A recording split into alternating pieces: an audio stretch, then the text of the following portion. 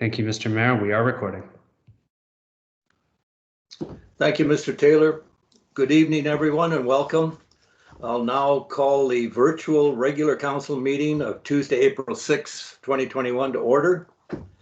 Item 2.1, the meeting is open to statements of no more than 5 members of the public of no more than 2 minutes in length each. Mr. Taylor, do we have anyone? There are 3 members of the public in attendance. If anyone would like to speak, please turn on your camera now. Mr. Mayor, we have Patty Weston. Good. Welcome, Ms. Weston. Please proceed. Thank you. Good evening, council, staff, and citizens of Lillooet. I'm speaking to you tonight on behalf of the Lillooet Naturalist Club, just to inform everyone that April 18th to April 24th is National Pitch In Pick Up Litter Week, an annual event, which I understand Lillooet has actively participated in before. So Lillooet and the surrounding area has a distressing amount of litter and garbage and broken glass. So I'm really hoping that the good people of town will find their civic pride and show Lillooet some love and participate in cleaning up the community for this week. Now, the Naturalist Club, in the interests of simplicity and COVID safety, we're not organizing a single big event in a single spot for lots of people. So we're asking people to just choose an area where they've noticed litter, grab someone in their family or their bubble buddies, and grab a bag and clean up the litter at a time and a day that suits you. You have the whole week. We're also asking that the service clubs get together and maybe they can choose a particular area of town or a trailhead and they can contribute. We're also hoping that the businesses will jump in and take the opportunity and the community energy to spruce up their facades and the area around their business and just give the whole community a spring clean. So now what we're also, just the small thing we're asking from the district, 2 things: no money, relax. Asking, could we store the pitch it in bags at the rec center and could people pick them up there? We thought that was an easy central point. And also asking that you promote the week on the district's website and on the district's Facebook page. Okay. Thank you, Ms. Weston, and I'm sure we should be able to accommodate that. Mr. Denegar, will you be able to confirm? I don't see any particular issues with that. No, I'll confirm with staff and how the logistics of that will be, but I don't see any issue. Okay. Thanks again, Ms. Weston. Is there anyone else, Mr. Taylor? If there's anyone else, sorry, Mr. Mayor, we just have someone else coming in.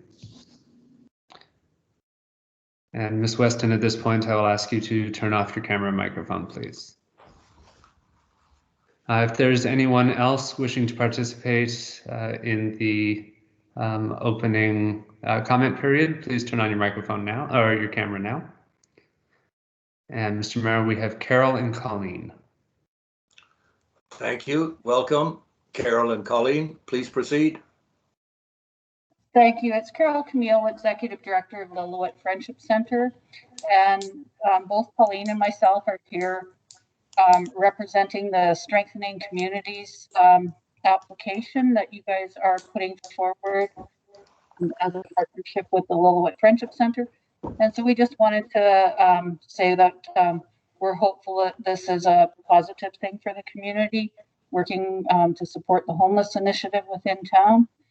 And just wanted to let you guys know that we're here in case there's any questions or anything that may arise out of the application process or anything.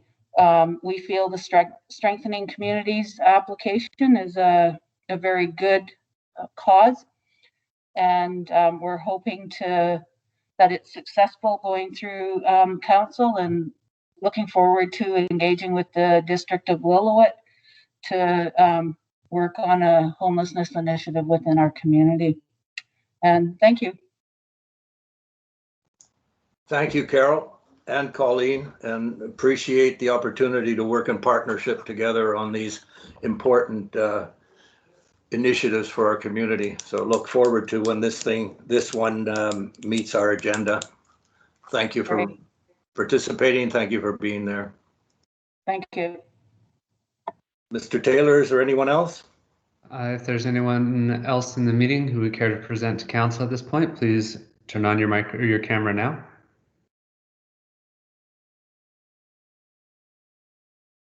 Mr. Mayor, I believe we can move on. Thank you, Mr. Taylor.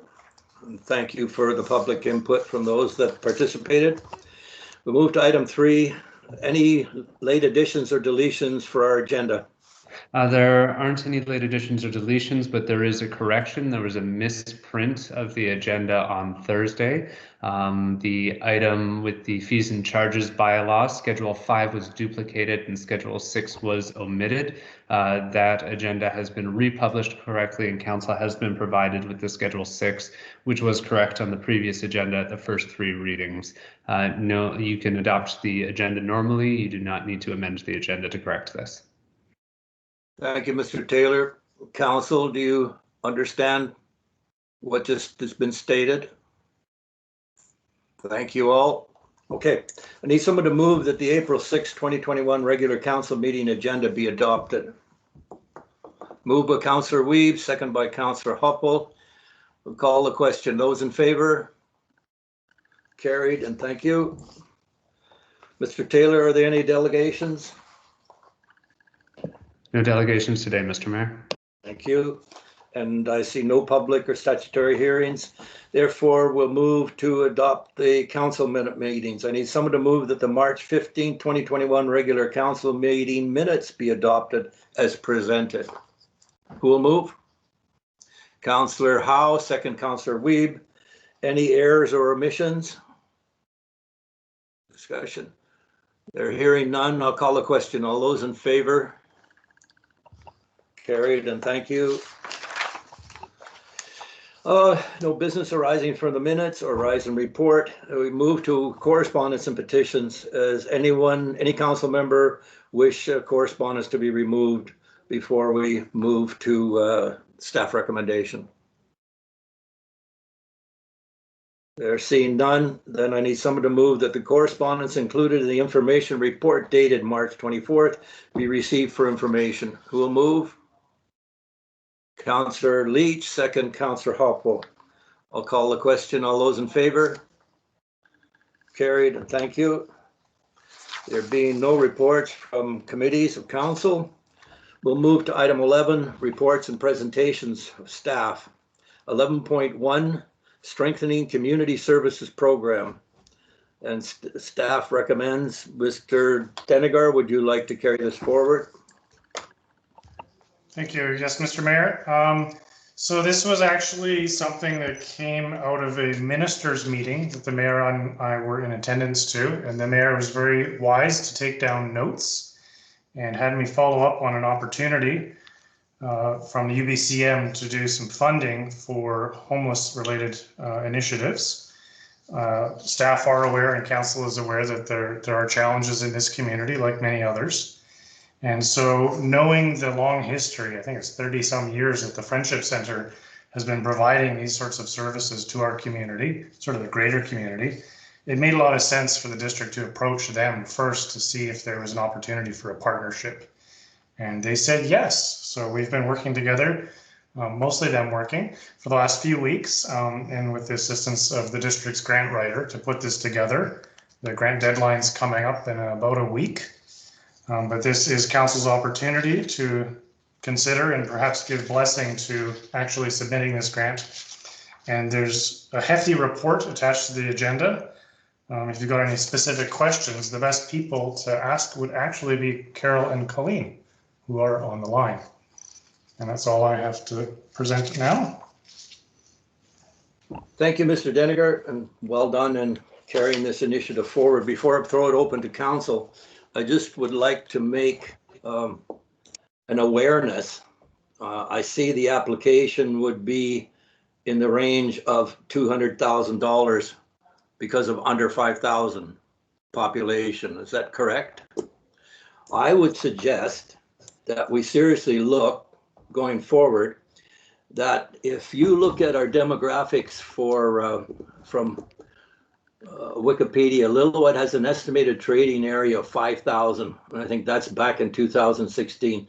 I have a strong suspicion that our region, our area, including the First Nations and even SLRD Area B, we could probably reach that 5,000 population and thereby apply for $450,000. I would just ask you to consider that, because I am excited about this. I like the idea of the shelter being available from 4 p.m. to 8 a.m. For the whole year. But in addition to that, if we could achieve the 450,000, we could probably work with our overdose response people, which is that one I'll have on my report, Mr. Deniger, where we met with the interior health nurse and thereby offer or provide a type of drop-in center for those individuals and in and around that scenario. So just my take on it, and let's go for the gusto if you feel that's appropriate. You and Carol and Colleen feel that might be worth it. Any other comments? Sorry, go ahead. Yeah, we have 10 days until the deadline. I see it's April 16th. So in 10 days, we may be able to adjust it for a higher amount, but there'll be some discussion in calling UBCM. Okay, great. But I'm sure we got over 5,000 in our area that we are with. Okay, next to speak is Councillor Leach. Yeah, just to follow up on your discussion there, Mayor Bessie, in order to, because UBCM will want some sort of proof as to the demographic base. So in the submission, would it be fair to say it'd be probably wise to get support from the First Nations and possibly a letter from Interior Health to say that yes, our demographic, we have some stats to prove that a demographic is larger than the 2,500, because we can't necessarily go on what Stats Canada says. It's fairly inaccurate. I agree in that sense. No, that's good points, Councillor Leach, and I'm sure that Mr. Deniger and the Friendship Center will really consider that. Some good points. Anyone else? Councillor Wiebe. Yeah, I just wanted to say that I think this is great progress on behalf of our staff and the Friendship Center. I've run into a couple of people out and about, and they complimented our staff for being so easy to work with. So I wanted to pass that on. And I agree. I think if we can get in 10 days, if we can get 5,001, let's go for the gusto. Thank you, Councillor Wiebe, and thank you for holding back those accolades until after we've done our performance review with our CAO. Any other comments from council? Questions? Hearing none. I need someone to table that the application to the Union of BC Municipalities Strengthening Community Services Program for the Community Cares Homeless Shelter Project be supported, and that the District of Lillooet will provide overall grant management. Who will so move? Councillor Wiebe, second Councillor Hochul. I'll call the question. All those in favor? Carried. Thank you, Council, and thank you, Mr. Deniger, and thank you, Carol and Colleen. We'll move to item 11.2. The 2021 UBCM Community Resiliency Investment Program funding opportunity. And Mr. Oike will speak to this. Thank you. Great. Thank you for hearing me, Mr. Mayor and Council. Through your mayor, I'm coming to you today with a request for decision to support an application to the UBCM. This one is a joint application again with the district or Squamish-Lillooet Regional District. So I was approached by the Squamish-Lillooet Regional District to go after some new funding in the Community Resilience and Investment Program. This one in particular is Stream 3, which looks at the FireSmart program. FireSmart Economic Recovery Fund. And through this, doing a joint application, we could have applied for a singular application, but it would only have been about $150,000. But joining up with the SLRD, we're actually able to access $500,000 in there. In particular, there's 3 different sections in this stream. We're in particular looking at only 2 of them. There's a broad range. And what we're looking at is to focus in on the number 1, job creations for FireSmart projects and fuel management demonstrations. So what this is we're going to be focusing in on helping out seniors over the age of 65 that can't manage their properties, and they are a vulnerable sector, and they are unable to take on these things. The second part of the funding program that we're going to actually incorporate in that is the Section 2 as well. So that's job creation and sustainability for wildfire resilience. And what that is hiring on a contractor, a consultant to help us out with doing this. So some of the activities, we're not going for the complete 500,000. We're going for $358,000. And with this, the SLRD will manage the program. So I don't have enough in me to take on another project. So graciously, they've said that they would take this on, which is great, but it'll encompass the District of Lillooet and the Area B areas around the Lillooet communities as well. It could be in Area A as well.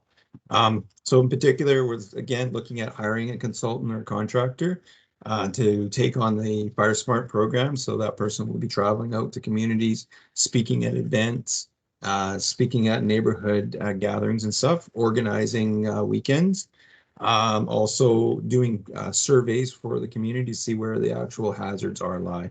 So the District of Lillooet and most of the Area A and Area B regional districts, it's in high to extreme hazard rating in there. So this is a much needed job that needs to go out there and talking to individuals.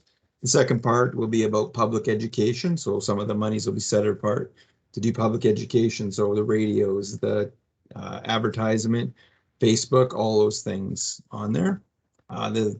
One of the other parts will actually be the labor portions of that. So actually hiring a crew to go in and help out individuals, removing fuels, maybe even putting up some siding or stuff that's actually fire rated, so reducing their risks in there. So yeah, all in all, like I said, the funding is $358,000.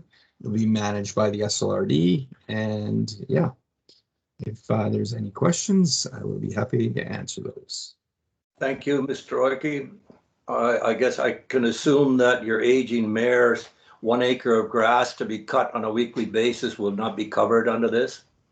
Well, it might be. You have to apply it. Any comments, questions from council? No, I'm hearing none.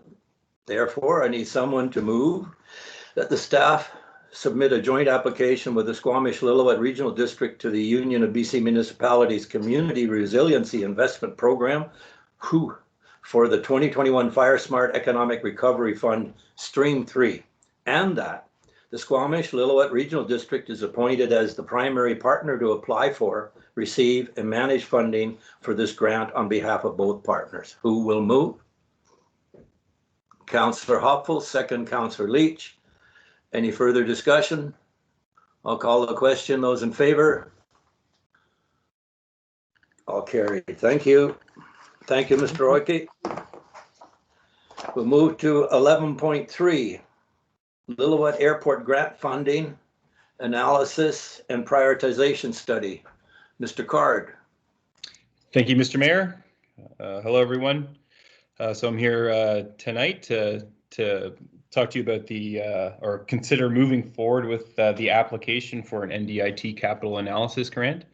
As you're all familiar with during our budget discussions regarding the feasibility study at the airport, we're looking to get grant funding for this feasibility study. And in order to do this, we need a resolution of support from council. So the NDIT capital investment analysis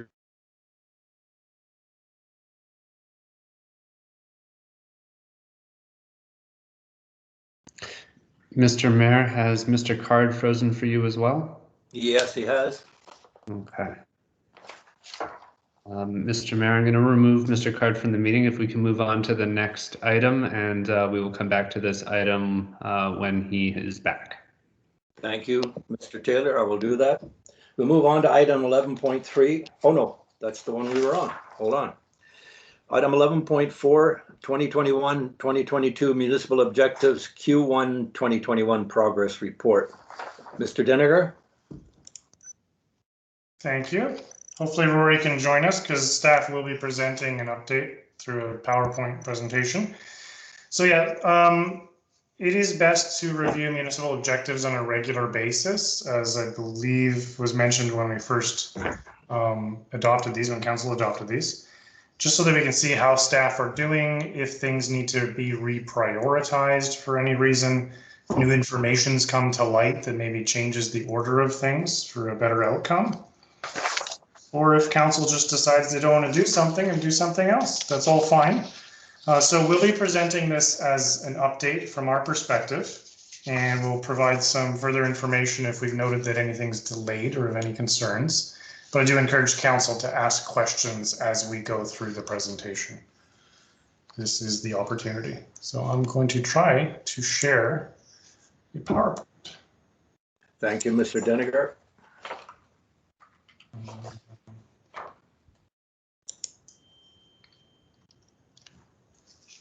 Hopefully you see something on screen there.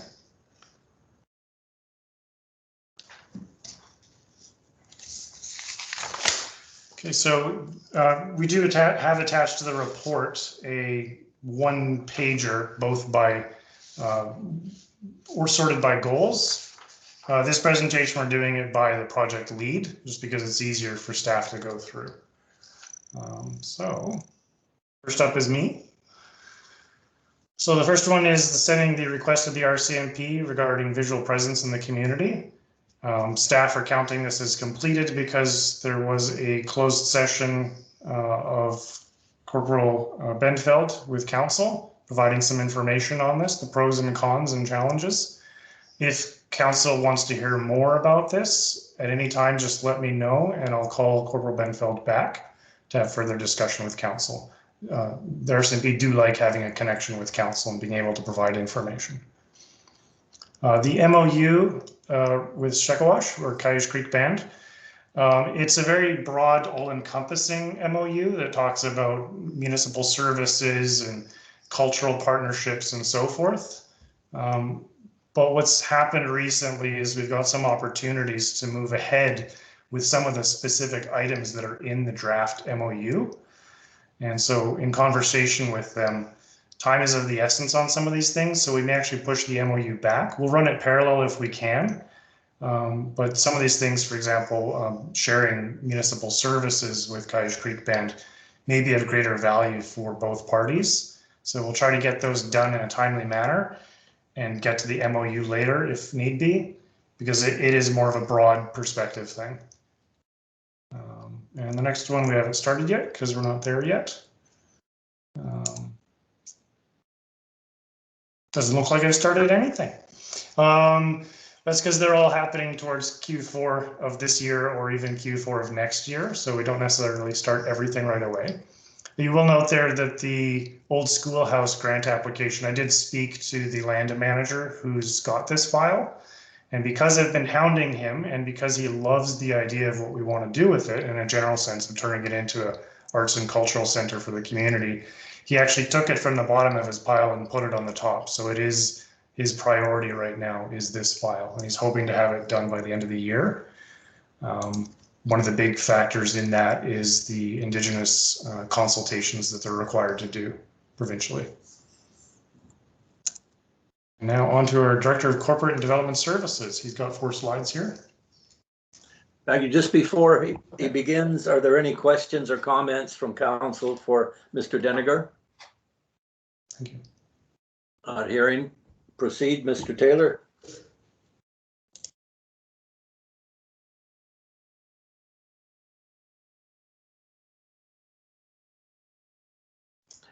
Mr. Taylor may be trying to get Mr. Card online. Yeah, you hold 1 second. I am available, actually. I just had to switch to my phone, everyone. My apologies for the technical difficulties. Not a worry. Mr. Taylor, I'll go back to 11.3 and complete that before we proceed further on 11.4. Is that all right with you?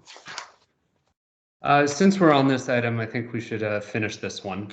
Okay, fine. Then you're up, Mr. Taylor. And my apologies, I thought that the CAO was speaking through these, so I'm going to be kind of winging this. I didn't read my emails properly. So for Q1, so far we've completed the SILGA resolutions that needed to go off. The official community plan is well underway. I'm working with Modus right now on the land use designation maps, and we should hopefully have a draft sometime this month. The town style market lighting, we have not had a chance to look at yet, but that's not coming until Q3. Next slide, please.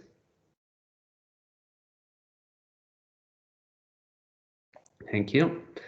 The housing needs assessment has been also awarded to Modus. We're currently in the process of getting data on that through various sources.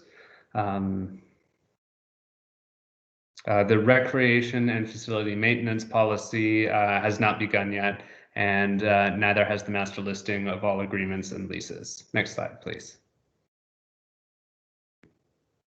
The zoning bylaw, I have started a preliminary first draft of that.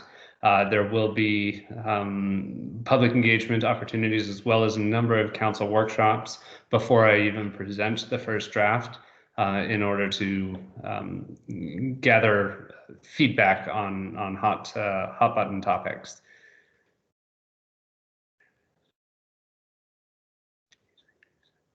The diverse and attainable housing goal will come out of the housing needs assessment, so that one won't be started until Q2 or Q1 of 2022.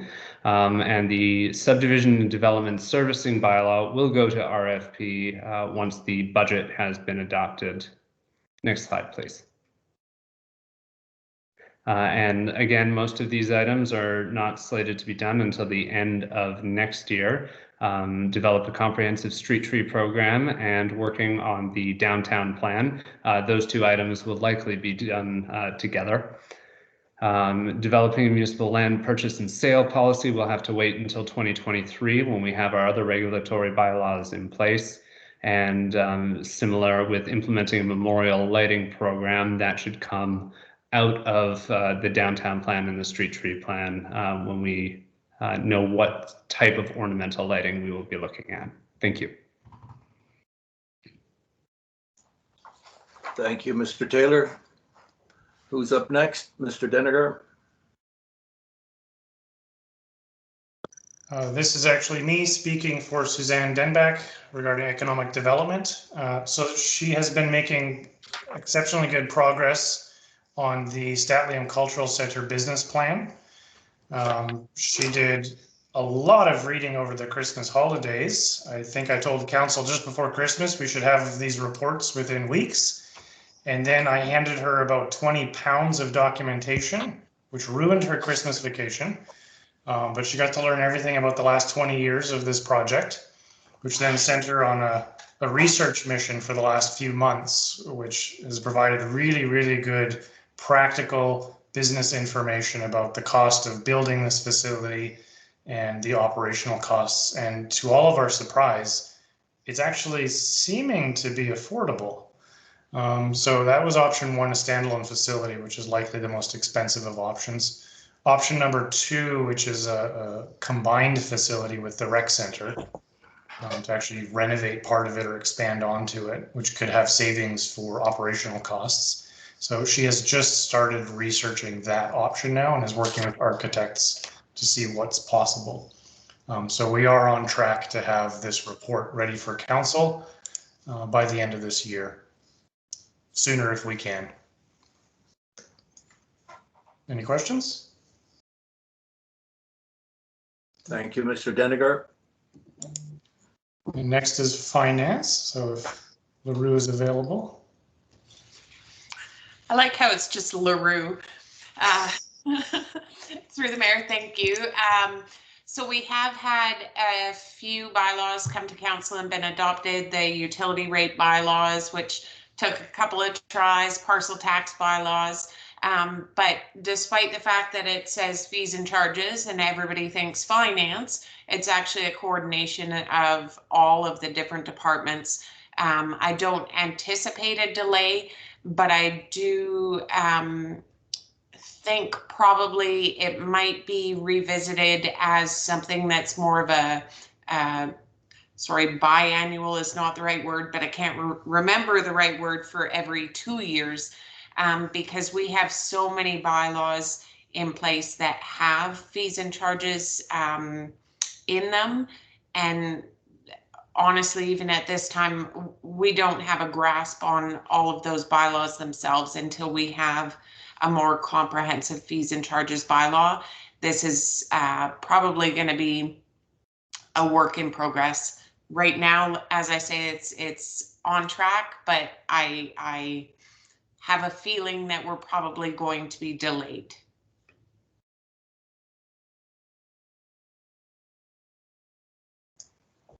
Thank you, Ms. LaRue.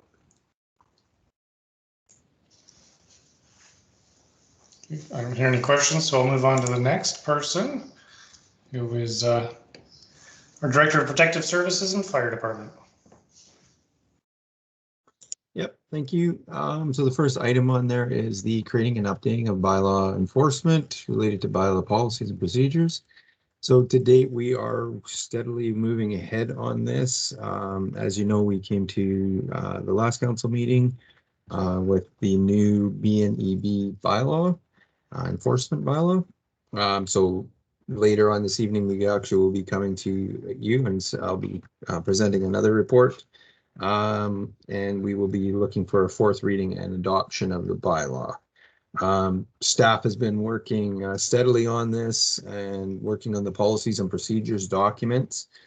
So to date, note, we've created about 38 documents now and not slowing down. And this is all in support of the rollout of the actual bylaw. So answers and questions and public education pieces on that are being developed so we can publicize and put into the media, as well as our supporting agreements and all the paperwork documents that are going to needed to go with this this new bylaw in there. So yeah, the next item, the improvement of protection within the District of Lillooet. So as you can see there, beginning in 2022, so we haven't begun anything on that as well. And the last item, determining software training. It's kind of not a protection issue, but I'm working with the corporate officer on this, as well as the public works. So we haven't begun anything on this yet. Any questions? Thank you, Mr. Royke.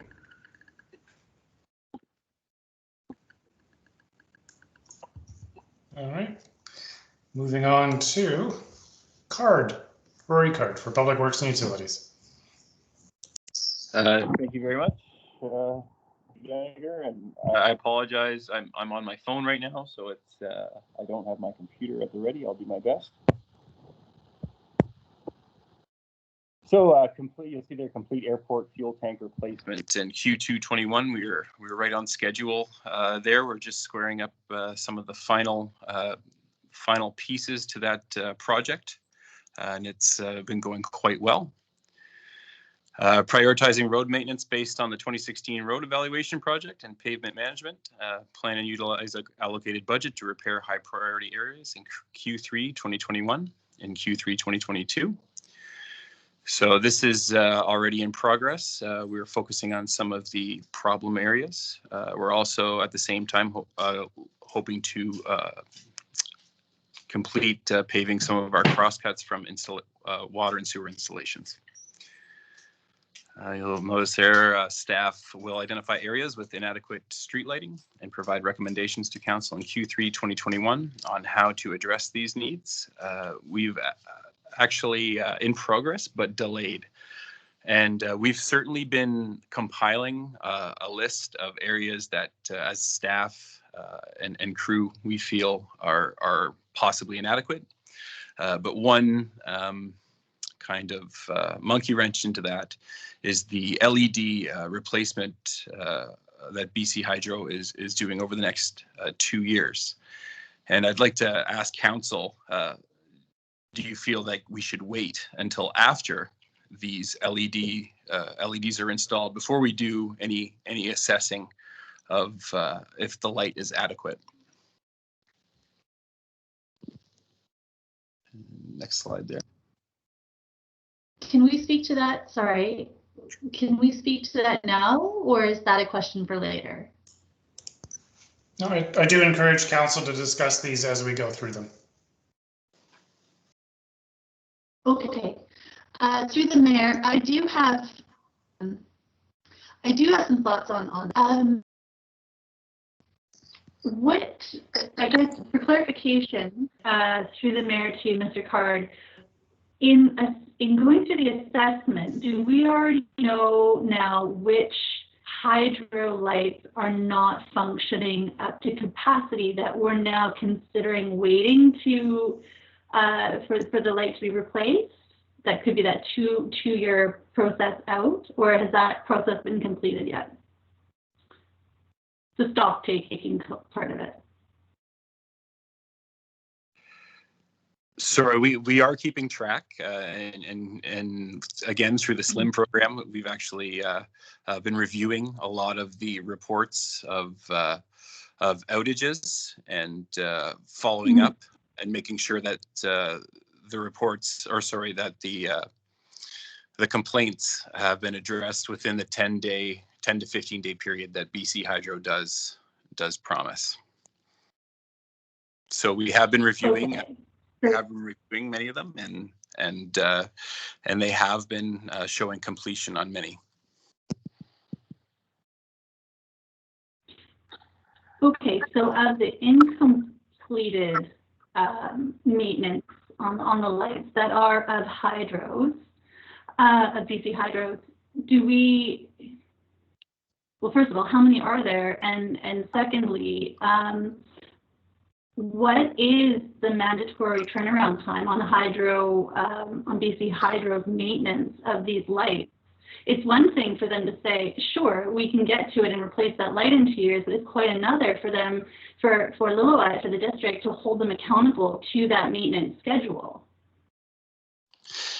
And I absolutely agree. And it is my hope and BC Hydro's hope that that's a big push for these LED replacements, because they will require less maintenance and we won't have to do this constant reporting of outages, etc., and waiting and hoping. We're hoping that this LED upgrade will solve a lot of these problems. Right. So if I may, rather than waiting for 2 years for them to get to it, can we hold them accountable to doing the maintenance necessary to ensure that these lights are up and functioning right away? Yes, through the mayor. Yes, absolutely. And that's what we've been doing. So we've been following up with the previous case files from the SLIM reports and going through one by one to make sure that they are being done and they are showing completion. Okay, so the question is, do we want to wait to potentially 2 years for BC Hydro to replace the lights to the, what is the name, the halogen? No, they're being replaced with, they're replacing the old HPS with LEDs. LEDs. So what is your question then, sorry, Mr. Card, exactly? My thoughts, and I was asking council, since the lighting upgrades are in the prospective near future, do we wait until some of these or all of these LEDs have been installed before we do a full assessment of any inadequate lighting in town? Whereas it's expected that, according to BC Hydro, that this LED lighting upgrade will help with more adequate lighting in the community.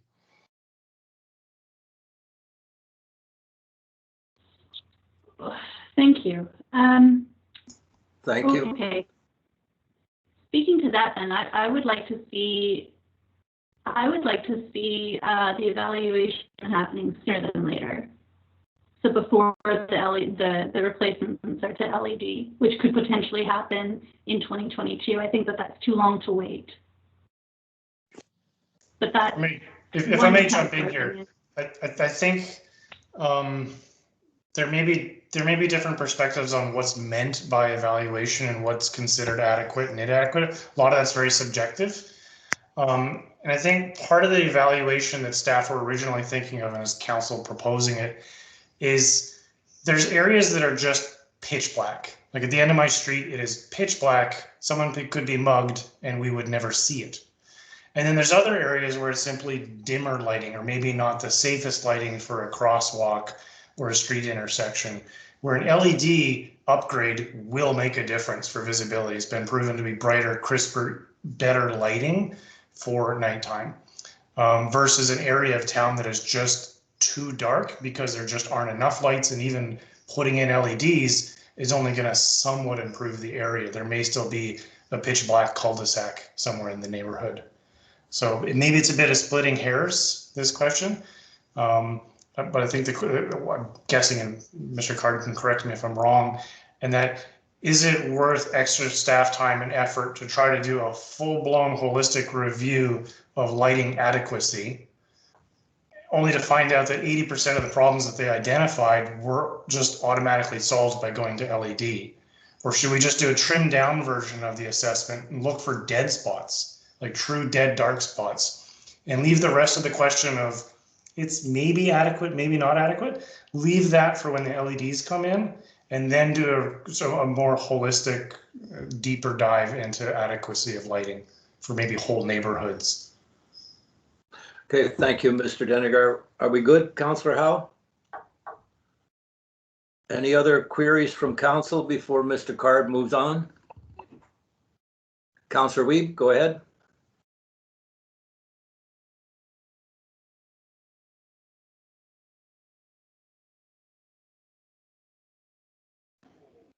My mic didn't want to come on. I still don't know if I turned it on or if Mr. Deniger did. Through the mayor, as they're replacing within 10 days a light that is out, are they replacing it with LED or just the same old, same old? I'm just curious. Through the mayor, so far it's same old, same old. We haven't had word yet as to the exact beginning installation date or when they're going to begin, even the ones that do need repair, swapping those out with LED, but it's still the HPS at this time. Okay. Any other queries? Please proceed.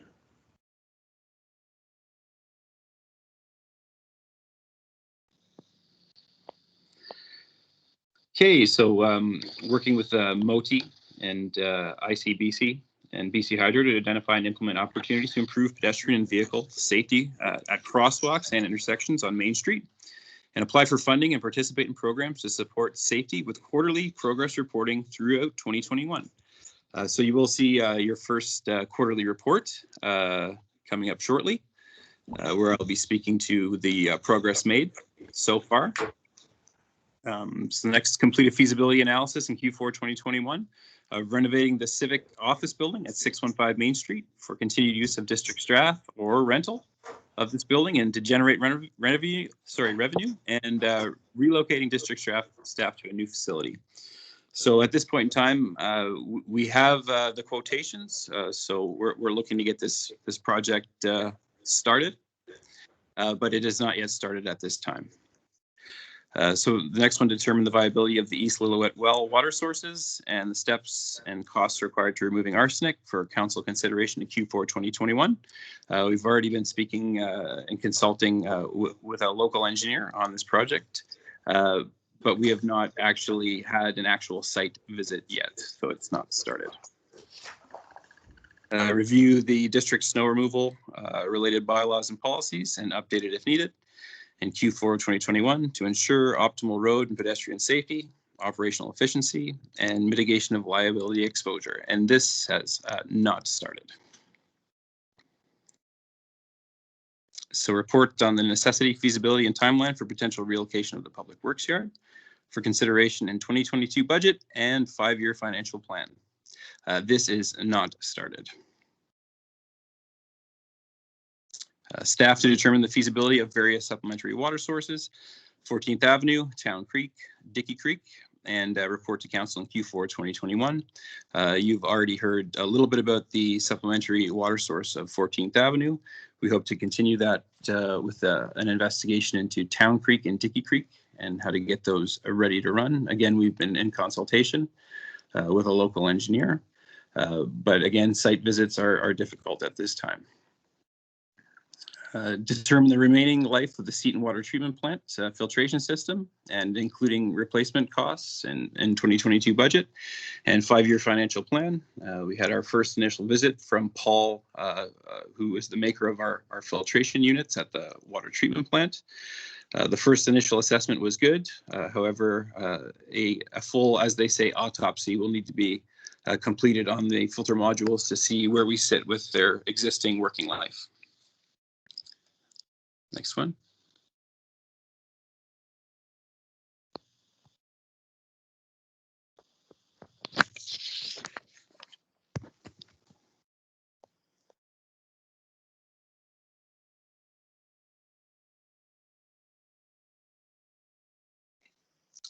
So report on the potential benefits and drawbacks of selling bulk water for commercial uses by 2022. We've only scratched the surface on this so far. As you know, we only have local domestic water users for this bulk water station, but staff is looking into the viability of selling this water for commercial purposes, if it's going to be a strain on our system or if it can generate some revenue. Next, create a needs assessment for 1 municipal facility per year to aid in the development of capital budget and 5-year financial plan. And so we'll be looking at the Seton water treatment plant for this one. And again, we'd like to reproduce the successes we saw with our needs assessment at the wastewater treatment plant. And we hope to use the report to help us with future budget and budget plans. The next one, undertake a business feasibility study in Q4 2021 to determine revenue generating opportunities at Lillooet Airport and report on those results of the study in Q1 2022. So as I was rudely interrupted earlier with technical difficulties, I was hoping to speak more as to where we are with that feasibility study.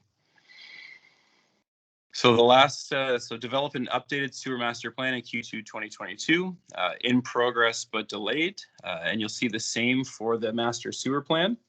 As we navigate through the OCP and future water planning with regards to expansion, we can't at this time undertake something as large as a master and water and sewer plan update without some of these unknowns being answered in the near future, hopefully, to help us give direction for our new master plans.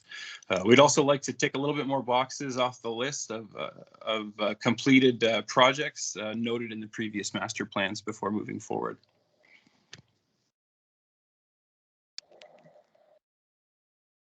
So propose volume-based metered water rates and implement mock billing in Q2 2022. So this has been a difficult process, especially with getting our meter reading and billing software up to date and up to snuff, and actually know how to use it. So we've been trained, and we're able to do a full set of reads, which was a big win in getting our meter reading system back up and running. The next steps will be to see any areas where we're deficient and make sure that everyone has a meter, and then move into potential mock billing in 2022 for council review.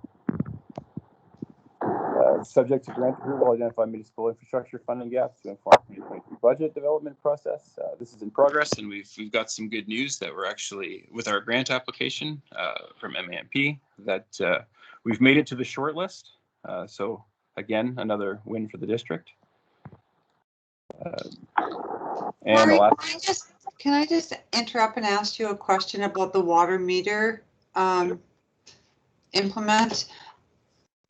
We had prior to this, we had asked the community if they wanted to create a water rate committee, and we weren't exactly ready for this to happen, so it was kind of put to the sideline. Are we, or do you know if we are going to again ask the community to form a water rate committee before the implementation of the mock billings for the water meters?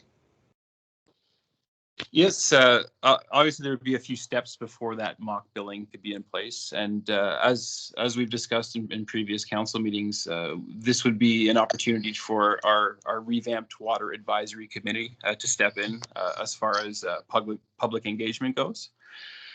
So that would be a good representation, I believe, of a rate committee or someone who could help advise us through public engagement. Okay, thank you. Okay, so another one there, revitalize the municipal hall by the end of 2022 to create an updated and welcoming environment for staff and public.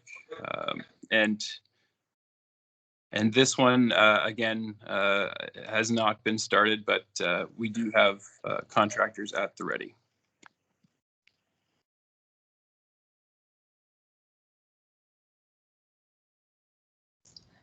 Last chance for questions to Mr. Card, and then we'll move on to Bain Garrett.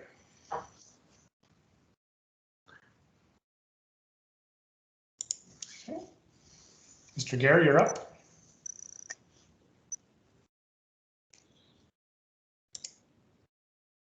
Oh, very good. Thank you. Sorry, having trouble with unmuting my mic. All right. For the Recreation Department, develop a plan for year-round operation of Cottage Creek Campground in Q2 of 2021. We are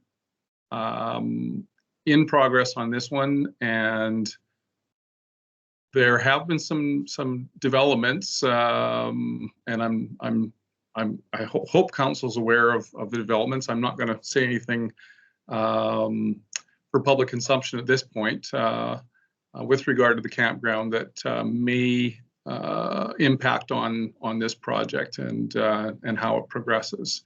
Enter into an agreement in Q4 with the Lillooet Board and BMX Association to authorize their use of the land identified to build a skate park, contingent upon complementary use with the proposed St'át'imc Cultural Center.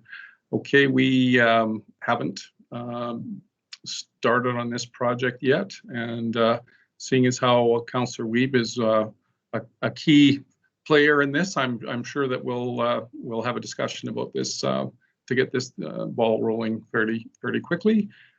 Consider options for a rec center operational funding management plan in Q4 2022. That is a little ways in the future, and there's a lot of factors to consider, so I haven't got started on that yet. Next slide.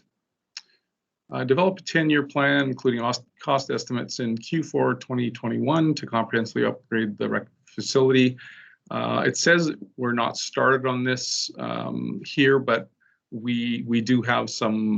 The first step is to get an engineering team in place to come and have a look at the parts of the facility that can't be upgraded without engineering reports, and so we have made some progress on that.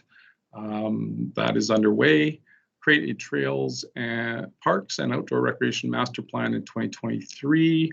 That's a future project. We haven't got started on that yet. And create a swimming pool business plan in 2023. Again, a future project. Have not got started on that. But SWIMS is certainly well underway with their ideas.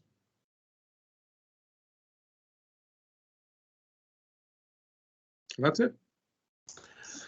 I have a query, Mr. Gare. On your 10-year plan regarding the rec center facility, I would assume you're taking a serious, engineering will take a serious look at end of life for various parts and portions of it. Is that so? Yeah, that's the idea. Is we'd like to get to have a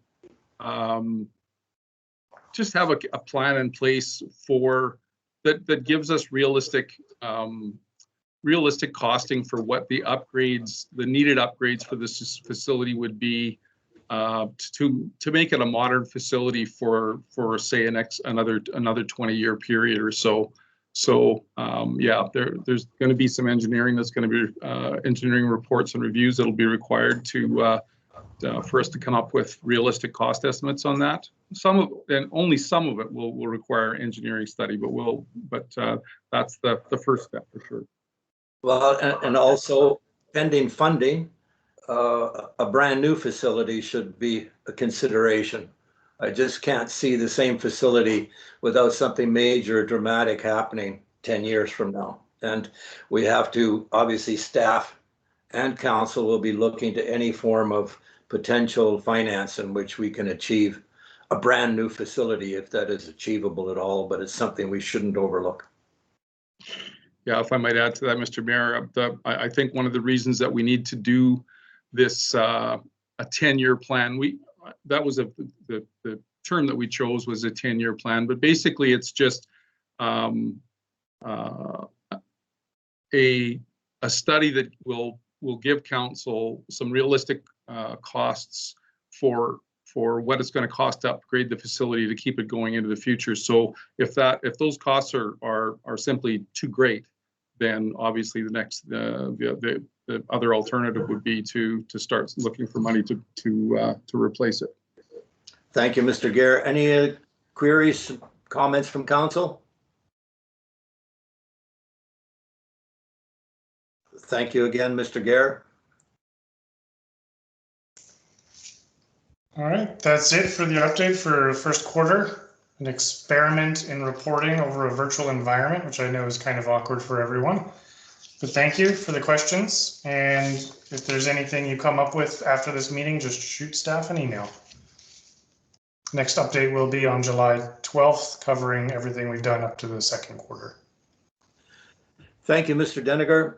So, council, I would need someone to move that the 2021-2022 municipal objectives Q1 2021 progress report be received for information. Who will so move? Councillor Hoffel, second Councillor Leach. I'll call the question. All those in favor? Carried, and thank you. Good report, staff. Very much appreciated. Lots of good information.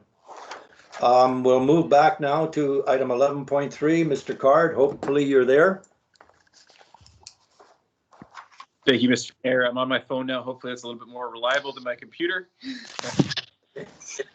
So again, so I was speaking about the opportunity to move forward with the application for an NDIT grant funding or capital analysis grant funding.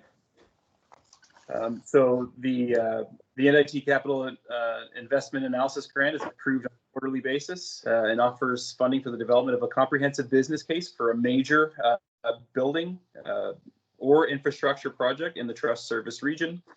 So these types of projects are expected to increase investment in the region and diversify the economy. Preference is given to businesses cases that are focused on informing capital projects expected to result in significant job creation spending within a 2-year period. So first off, Lillooet Airport got to be one of the most beautiful locations, if not in the country. And there's certainly potential to use it as an attractant to Lillooet.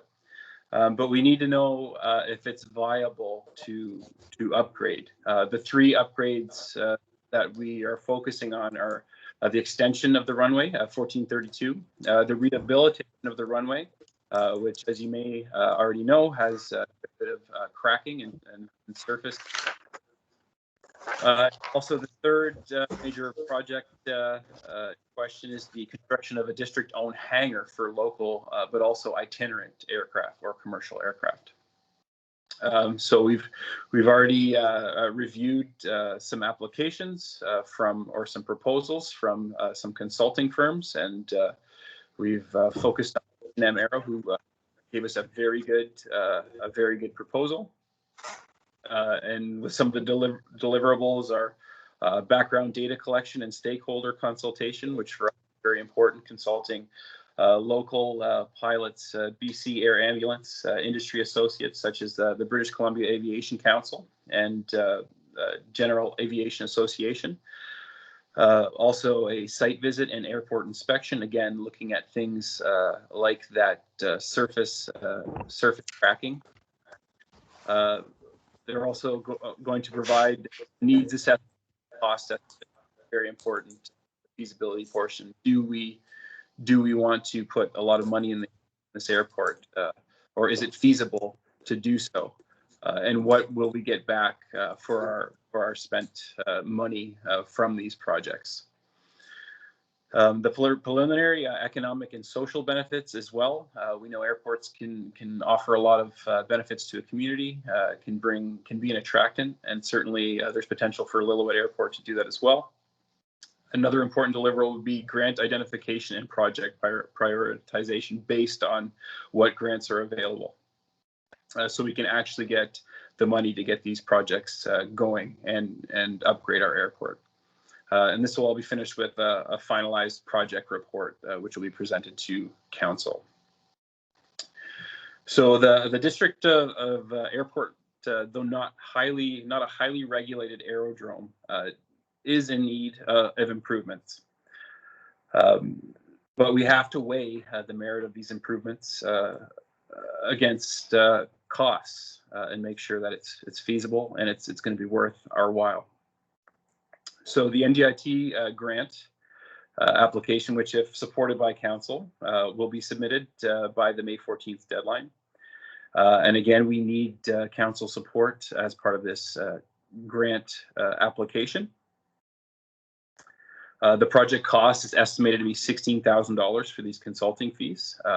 If the grant application is approved, the grant will cover 50%, so $8,000 of this cost.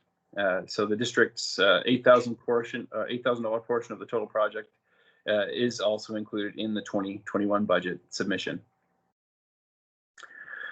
So again, moving forward, staff recommend moving forward with this application to take advantage of this cost-saving opportunity. If we do not, we're not successful with our grant application, since it's a quarterly intake, we'll review, see where we went wrong, and resubmit. Thank you, Mr. Card. Any comments, queries, questions from council? Councillor Leach, your hand was up first. I All right, thanks, Mr. Card. I just wanted to let council know, because I did have Caribou, Chilcote, and Lillooet RAC committee last week for the trust, and I actually learned something new, that they don't always have quarterly intakes. It depends on how much of this year's budget has been spent. And so this third quarter intake for this year, the pot of money is getting quite low, and it's probably going to be the last one for this year. So applying for this now and hopefully getting it puts us in a better position for the following year to go after more infrastructure grants through the trust. So I would highly recommend us getting in on this round. And seeing otherwise, it could delay us a year, if not further along down the road. So, good. Thank you, Councillor Leach. Councillor Huffel, you're next. Hi, thank you. Through the mayor. So, Mr. Card, when we talk about preliminary economic and social benefits and needs assessment and things like that, I don't know if this goes under here or when we're talking about lighting, but does that include an assessment for airport lighting? Because airport lighting is really, I know it's very expensive, but I also know it's really important to our hospitals and transporting air ambulance at night, also for training, you know, could bring revenue. I'm just wondering if that's going to be part of the needs assessment or social benefits, project prioritization, any of those. No, you're absolutely right.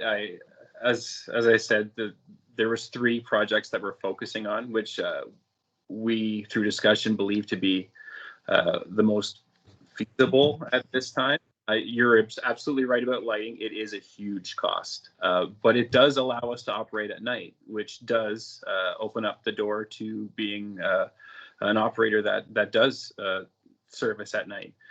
So through this study, through this preliminary study, we may get to that point. Through some of the findings of the report, you're right. We may realize that, yeah, lighting could be another one in the future. And of course, we would prioritize that based on the findings of the report. Okay, thank you. Thank you. Any other, just a reminder to council, as is with bridges and as is with power lines, build it and they will come. I'm confident. Any other questions, comments from councillors? Thank you, Mr. Card. I need someone to move that the staff be directed to apply for a grant opportunity from NDIT's Capital Analysis Fund for a Lillooet Airport grant funding analysis and prioritization study, and that the District of Lillooet commits to conducting the following activities in its proposed project submitted to the NDIT board to potentially advance infrastructure improvements at Lillooet Airport. Background data collection, stakeholder consultation, site visit and airport inspections, needs assessment and cost estimates, preliminary economic and social benefits, grant identification and project prioritization, project report. And further, that the District of Lillooet commits $8,000 from the budget towards the cost of this initiative. My apologies, Councillor Leach, I should have had you read it and move it. Will you move this, please? Moved by Councillor Leach, seconded. Go move it. Okay, Councillor Weeb, any questions, comments? I'll call the question. All those in favor? Carried, and thank you, Mr. Card. We're going to go big at our airport. There will be lights. We'll move to item 11.5, update on downtown crosswalk safety.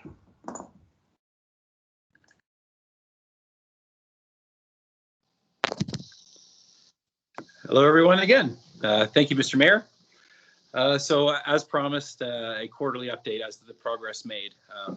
And I know it's difficult sometimes not to get frustrated with the pace at which the ministry operates, but we're doing our best to work with the ministry and see what they can do for us here in Lillooet. So I'm going to update you on the progress thus far. So in a little background, in the fall of 2020, staff was directed to investigate safety measures at the crosswalks in Lillooet's downtown core. This was sparked by an incident, or I think every one of us has seen maybe a close call there, or has seen something that's a little unsettling when it comes to our downtown crosswalks. Originally, staff reached out to Moti, but staff also reached out to ICBC as well, and actually heard some really good positive feedback since then regarding the road improvement program. So staff spoke with David Dean of ICBC, lead engineer, who stated that there is a multitude of opportunities to upgrade crossing and traffic infrastructure through cost sharing program with ICBC.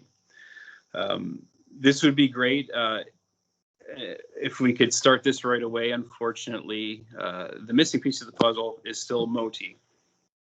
However, we did hear back from Moti, from Michelle Schilling, who is the operations manager for the Caribou District.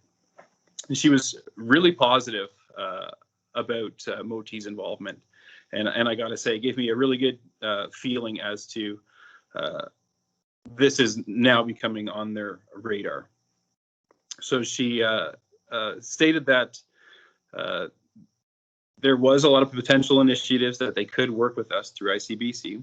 However, she did express that there is difficulty bypassing the necessary protocols or warrants that Moti subscribes to when determining danger at a crosswalk, or if there is danger.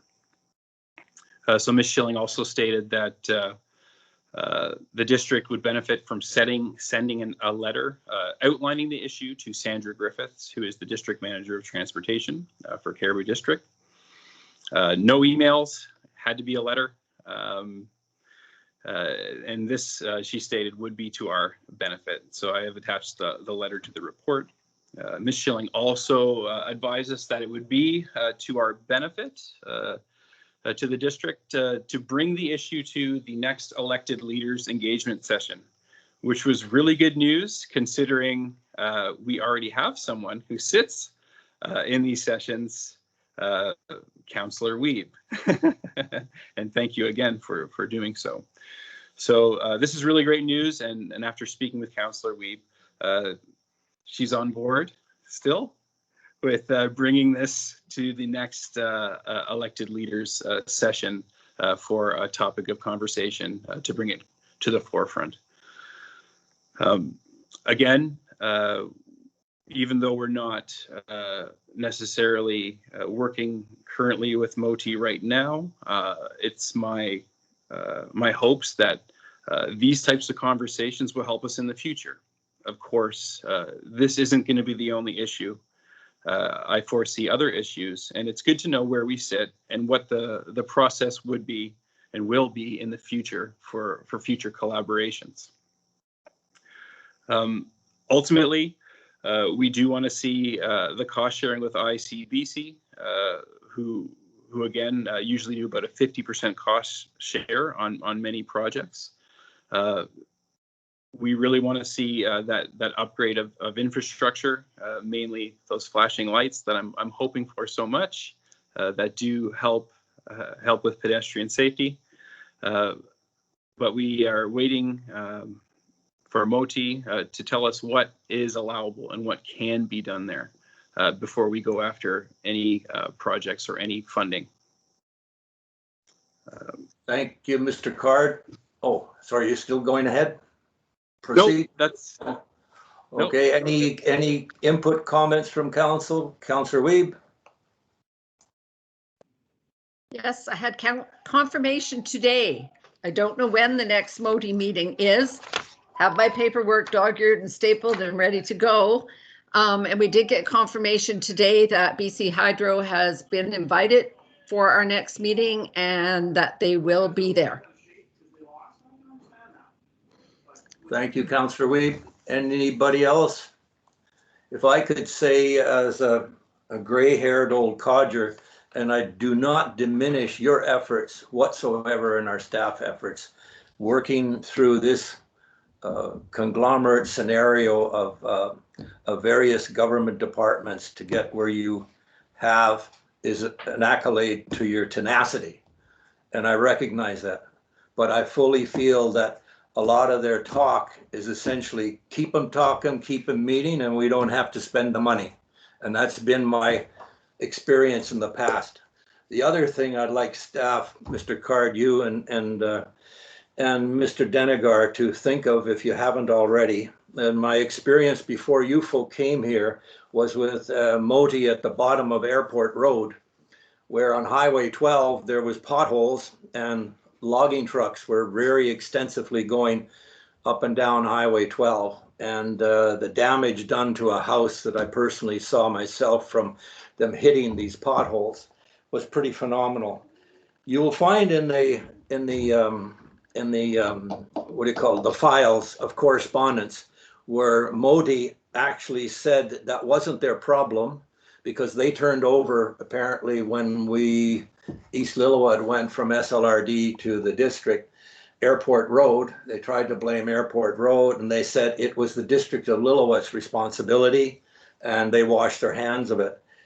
I was horrified to the extent that and it was none you new staff, this is old staff, that allowed that to be written and put in correspondence without disputing it, which essentially put, on their words, the liability on the District of Lillooet for those damages. So in light of that experience, which is only 4 or 5 years ago, I'd like you to consider seriously that beyond all, we don't want any injuries, we don't want any fatalities, but by gosh, our district staff and our council has expressed their concern and wants to see these things happen. If something happens in the interim, that responsibility is going to be on Ministry of Transport. And I believe that consideration in writing should be considered.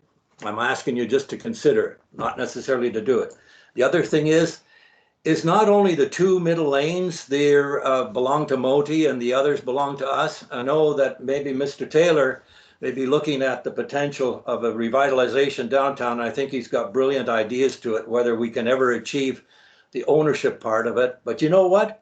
I'm at the point in the way my dealings with MOTI in the past while, and Councillor Weed, you've got to kind of schmooze them over, keep me away from them and try and get on the good side of them from the District of Lillooet's point of view. But maybe what we should do is if we own the 2 outside lanes, including the parking, we can put speed humps on them. And then we can drive our district vehicles up and down the 2 center lines at 30 kilometers an hour, if that's the kind of crap that they want to get through. This is a safety concern, a health and safety concern. I do not believe that they're taking it serious enough, but I do not diminish your efforts in getting us to this point. Well done. You did the right thing. I just like to see us demand a bit more. Kudos to you, staff. Okay, Mr. Denegar, I had my piece. Now what do you say? I appreciate your creativity. Earlier, you mentioned that there may be an opportunity, I believe, for council to apply some political pressure to make sure that they're not just flapping their lips to keep us appeased while they don't actually do anything.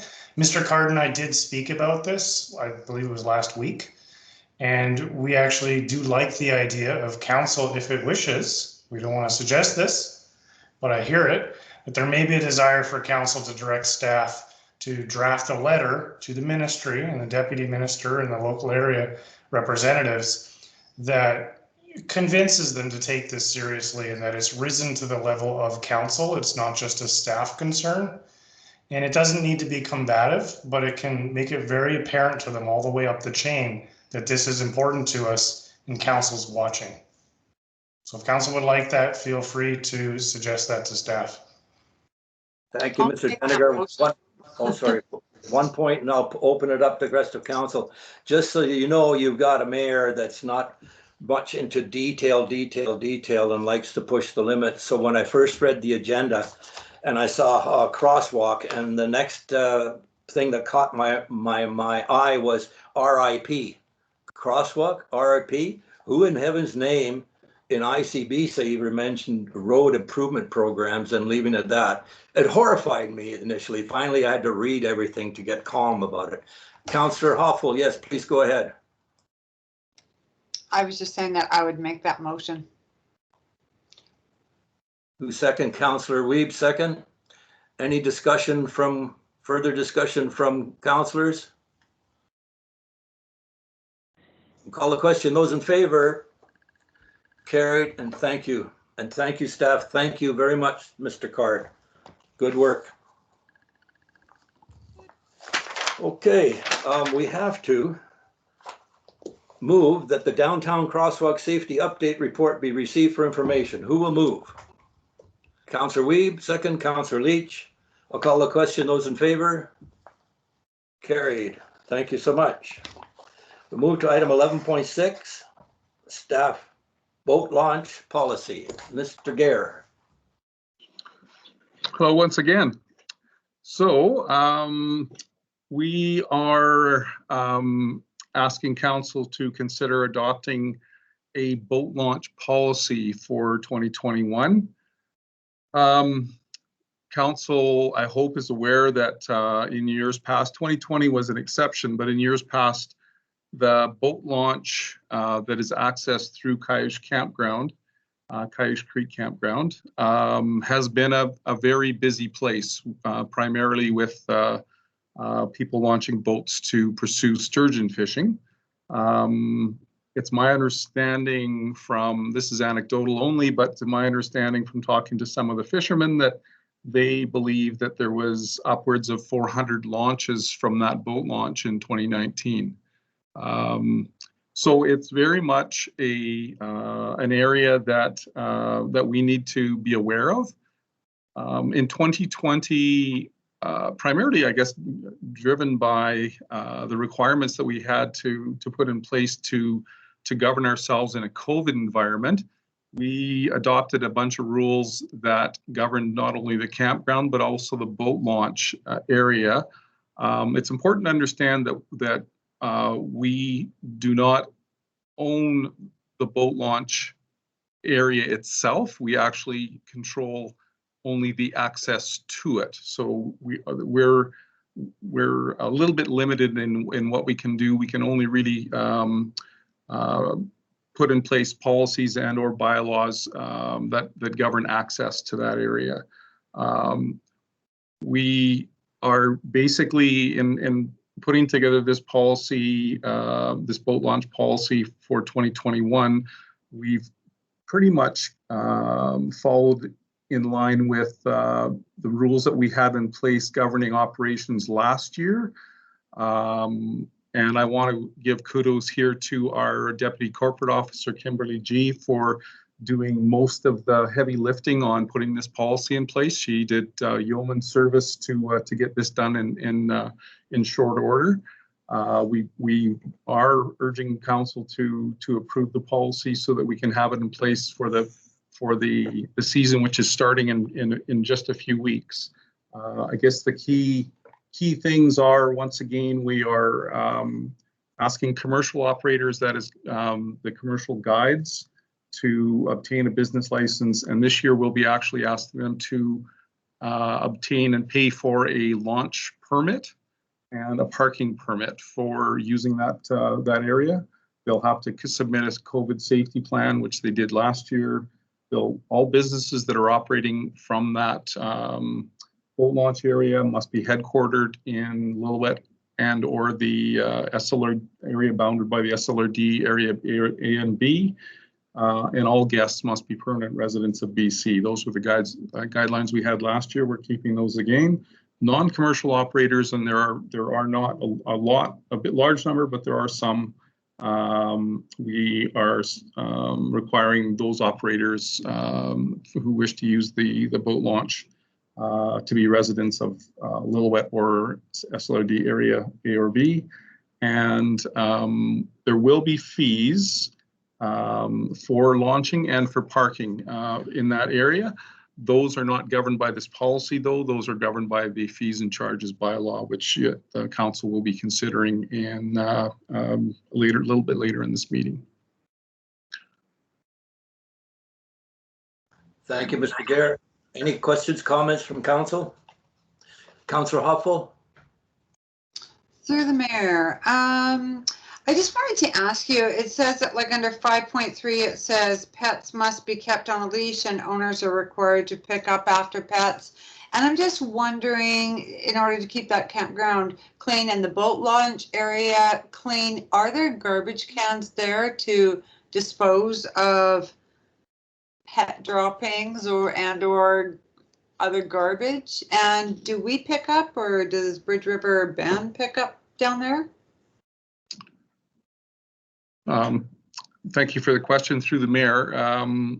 There is a contract with the Lillooet Disposal, Bridge River Band there is a dumpster placed down there during the campground season, and that's the primary refuse disposal. We actually are requiring, as part of this policy, that all users of the boat launch actually provide their own garbage removal. So they have to deal with their own garbage. We don't want to be responsible for placing cans and having to deal with garbage there. And there's a very specific reason for that, and that is that sturgeon, the stuff that sturgeon like to eat, which is things like salmon roe and various fish parts and so forth. We're not supposed to fish with fish parts, but it's things that smell very bad. So we don't want to encourage people using the boat launch to use receptacles that we provide and then have our contractor have to deal with that stuff. So we want them to remove that themselves. Similarly with their doggy droppings, we're hoping that, trust me, the doggy droppings are far probably easier to deal with than some of the sturgeon bait. So we hope that they'll deal with that themselves. Okay, clarification. Thank you, Councillor. Councillor Howell? Yes, just speaking to the refuge bins for doggy droppings. I love how you put that. I've in the Lower Mainland, there's been many parks that I've passed through where the bins weren't provided, and I'm hoping this doesn't happen here. Although the owners of the dogs would use their own plastic baggies to deal with the drop-ins, they would then leave those baggies at the end of the trail in the parks because there was no bin to put them in. So I'm not sure if that might be something to consider in terms of like how we might be able to offer a relatively stink-free option. But we might run into something like that if we're allowing for animals and such. Through the mayor, I guess what I'd suggest we were monitoring that situation with garbage down there pretty closely last year because we were not allowing them to use our receptacles. So we were pretty conscious of what was happening at that in that area, and the guides and the users were very good about taking their garbage with them. So I think my recommendation would be that we try that again this year and see how it goes. If we need to, we can provide a receptacle down there. Councillor Leach? Yeah, just to weigh in on this, just a different perspective, I hope that everyone will take into consideration. These, specifically what we're speaking to, are the guiding charters who run their own business. We don't allow for any other business within the district to dump their business garbage in our waste bins. So I think providing a garbage can for them, although garbage cans for the campground users, yes, but I've been specifically for the charters to dump their stuff, I don't think it's appropriate. So I think what's been proposed here is acceptable. Thank you, Councillor Leach. Any other questions, comments from council? Thank you, Mr. Garrett. Would someone please move that the boat launch policy RC.02C be adopted? Councillor Weeb, second Councillor Leach. Call the question. All those in favor? Carried. Thank you. Well done, Mr. Gare.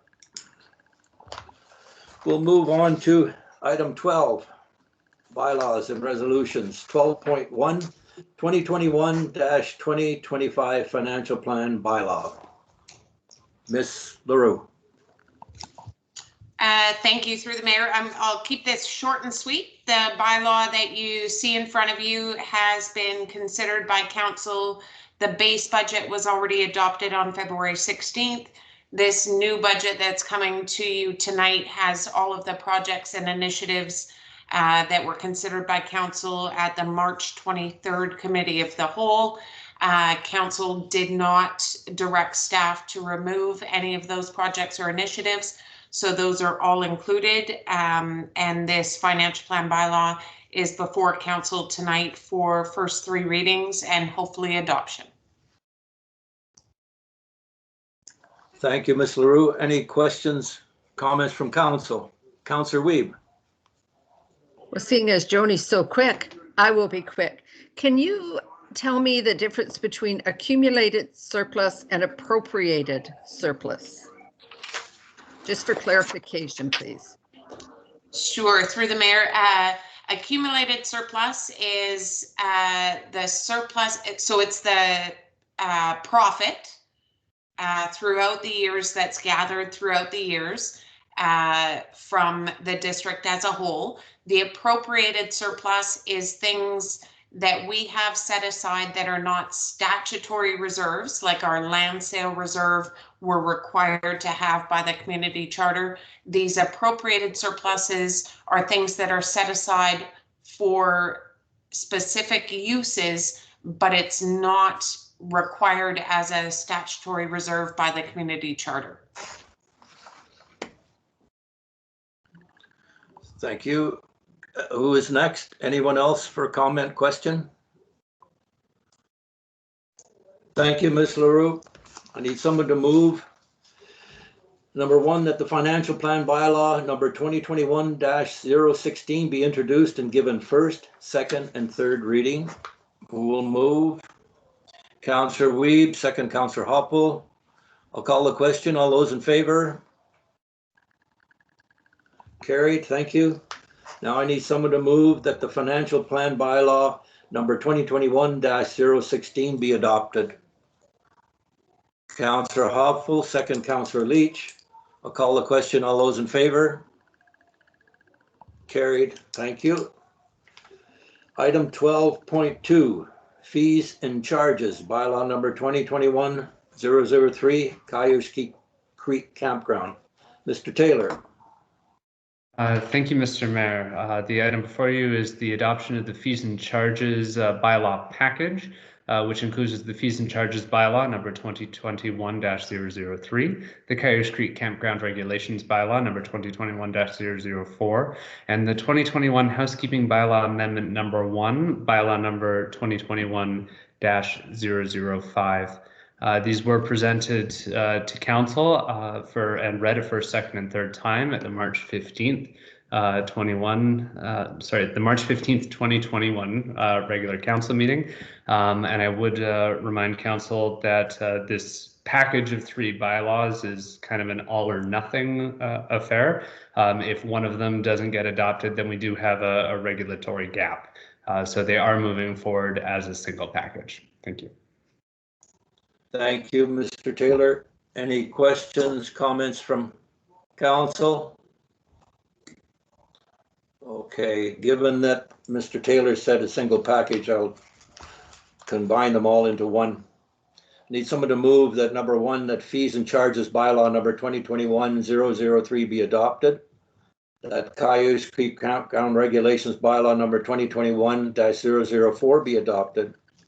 And that 2021 Housekeeping Amendment bylaw number 1, bylaw number 2021-005 be adopted. Who will so move? Councillor Wiebe, second Councillor Leach. I'll call the question. All those in favor? Carried, and thank you, everyone. Item 12.3, a bylaw to enforce bylaw notices.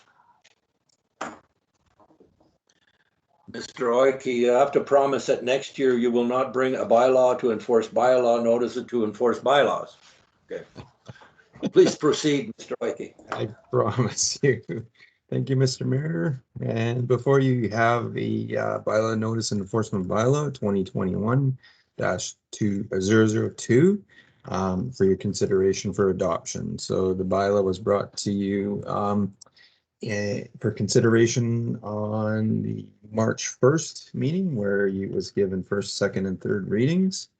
And just to remind you, the purpose of the bylaw was to allow for the enforcement of designated municipal bylaws, which such as minor bylaw in contraventions, including garbage, noise, those as such smaller contraventions.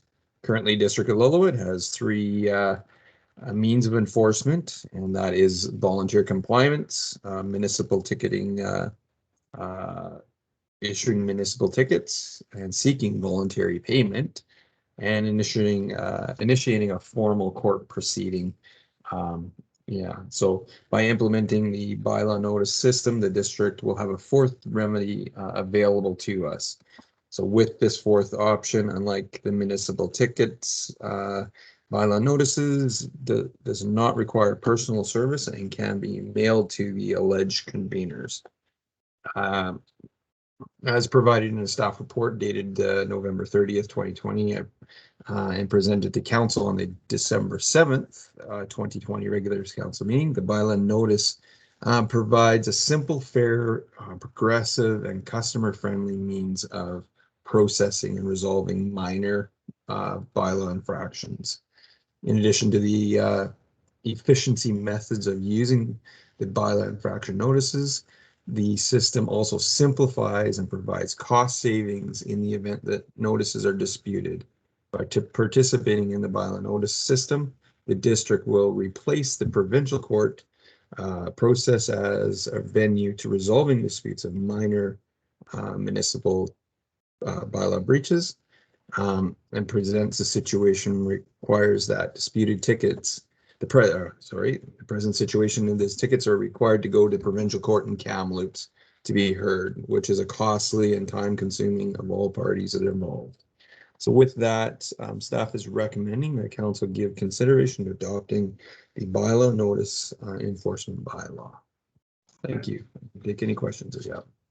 Thank you, Mr. Oiki. And in consideration of my vain attempt at humor, by all means, this is the most important requirement in for us to deal appropriately with the enforcement of our bylaws. So I recognize that. Any questions or comments from councillors?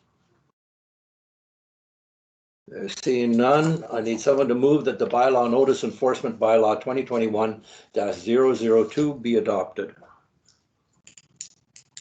Councillor Wiebe, second Councillor Leach. I'll call the question. All those in favor? Carried, and thank you, Mr. Oiki. Thank you. Okay, we have,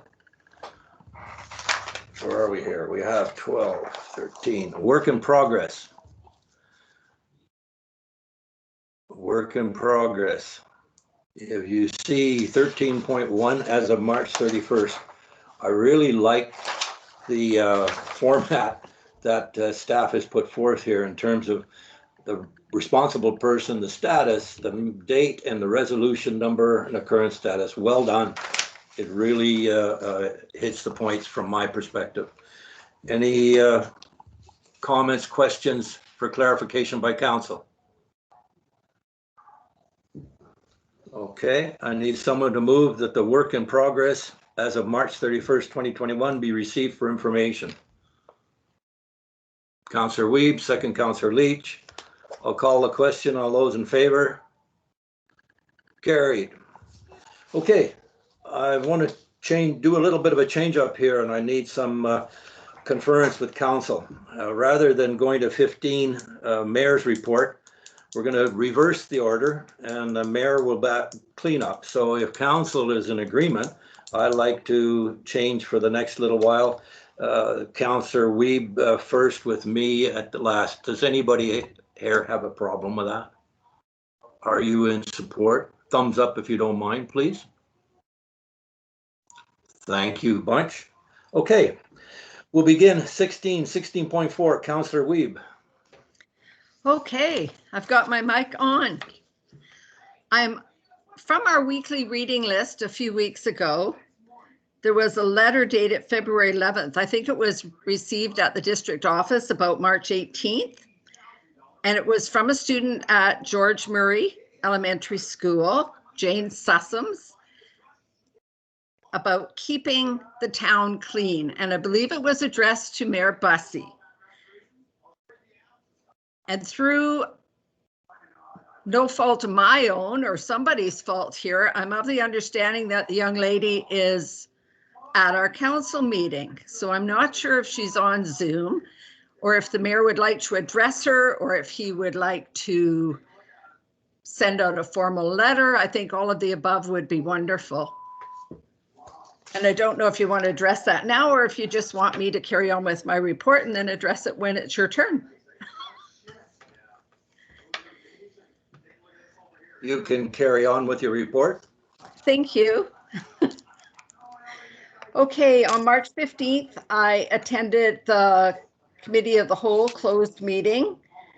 And on March 17th, I attended the speaker series. It was Dr. Will Garrett Petts. He does cultural mapping, and he just did a 3-year pilot project with Kamloops using TRU graduate students to a full advantage research team. And he was suggesting at that time on his speaker series that different communities could contact TRU or contact him. He's an associate VP of research and graduate studies there at TRU in Kamloops. So it was really quite interesting, and some of his projects, if you Google him or LinkedIn him, are quite interesting. On March 18th, I attended a Zoom Gold Country meeting. And if we ever get about to changing positions of who's on it, I'd like to advise Councillor Howe that she's now on the HR committee and looking after complaints. But seeing as I'm still sitting there, I'm handling it for now. So hopefully our staff will bring that forward shortly. We also decided at that meeting to be dropping the best live music. It just due to staff time and costs, it's just not feasible at this time for Gold Country to continue with that relationship. And the financials were supposed to be adopted, but we've deferred them until after an audit of Rural Creates. On March 23rd, I attended the shortest ever finance meeting. And I don't know if that's because Ms. LaRue did such a great job or if it was because Councillor Hopful was absent. But either way, it was great. March 24th, I hosted another SILGA speaker series with Dr. Mark DeVolder, and he's a motivational speaker, and he spoke all about pivotal change and resiliency and employee engagement and how you can either be mobilized or paralyzed when a situation changes. And I thought it was a great topic considering the COVID crisis that we're in. March 25th, I attended the Thompson Regional Hospital Board meeting. And that was the meeting where requests for different things are approved, which they all were, but it was also decided that we would add 1 or 2 more meetings to that annual. We don't get enough information as to who's making the requests, how many there is, how they go about figuring out who gets what, so on and so forth. So they're going to add 1 or 2 more meetings for us. On March 31st, I attended another SILGA speaker series, and it was Ravi Cologne, and he is the Ministry of Jobs, Economic Recovery and Innovation. He's a new Democrat, but he had a lot of good things to say, and I'm not expanding too much on the speaker series because Councillor Howe and I were back and forth all day, and I think it kind of surprised her that I was going first, so I'll let her fill in some of the gaps. On April 1st, we had a photo shoot, quick get together down at the somewhat put together skate park with Bridge River Lillooet News, because we received an announcement the day before that we received funding from 100 People Who Care this quarter. So we were so excited, and Jackie Rasmussen had contacted me to let me know that. And 2 minutes later, Bridge River Lillooet News phoned, and I was on the ceiling somewhere. So he agreed to just take a photo op and whatnot the next day. And we did have all of our directors there except Gina Doyle. She had to work, unfortunately. But even Kevin Aiken came over on his crutches after his therapy. So that's it. And I'm assuming that Jane Sussums is waiting in the lobby. Thank you. Okay. Thank you, Councillor Leach. Hello all. I will make it pretty short and sweet. I did the Finance Committee of the whole meeting on March 23rd. Like I mentioned before, the Caribou-Chilcotin Lillooet RAC Committee for the NDIT Trust was March 30th, and I am always astounded as to how much money goes through that trust. Yeah, it's some really good initiatives for the whole CCL region. And then on March 31st, because we had to postpone our Freedom of the Municipality Awards and I had taken the day off, I decided to go help out SWIMS and volunteer for the afternoon at their table out in front of the post office. And this community is absolutely amazing. We sold over 30 more pool passes before the early bird deadline and received over $8,000 in business sponsorship funds in that 4 hours alone.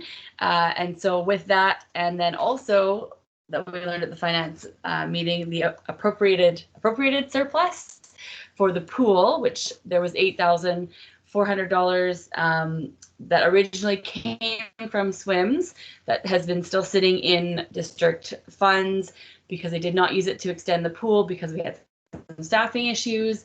Putting all of those lump sums together, SWIMS has officially surpassed $100,000 and is sitting at $103,000. So well on their way to their goal. So way to go, guys.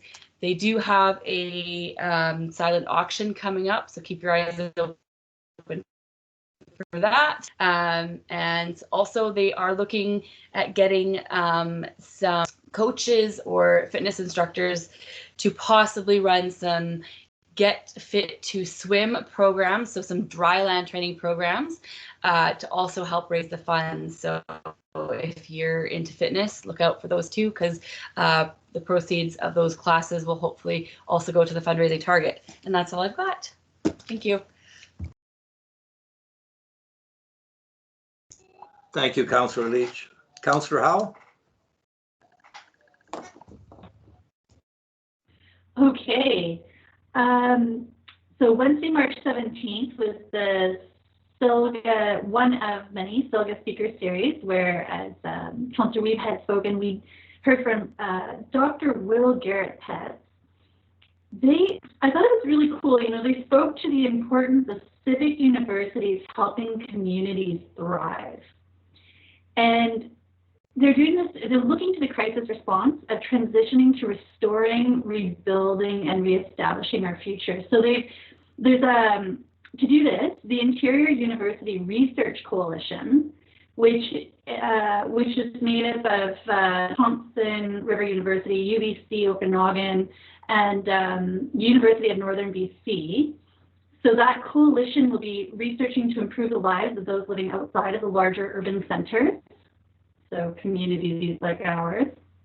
And the funding research projects grapple with topics such as aging, water treatment, and mental health resiliency in the face of climate change. As we know, that is true and real. And these efforts will aid in evidence-based decision-making. And we all love that. And I think it's about $40,000 per university. So that, that I think that'll go quite a ways in terms of this research. So I'm excited to see what the results are. Tuesday, March 23rd, we had our budget meeting, and I followed that by attending a discussion through the House of the Rising Moon, which is an Indigenous-led grassroots movement.